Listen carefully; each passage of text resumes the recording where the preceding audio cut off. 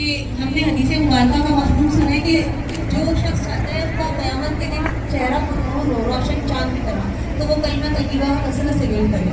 تو آئیے مل کر اس کلمے کے ورد میں شامل ہو جائیں.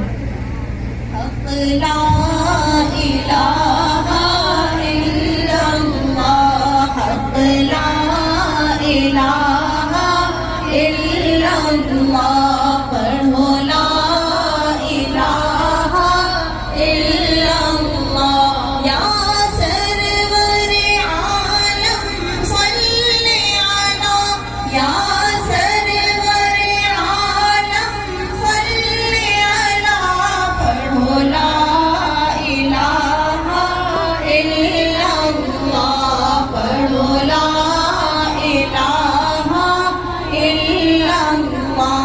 یہ دنیا رام کہانی ہے، جو چیز ہے آنی جانی ہے.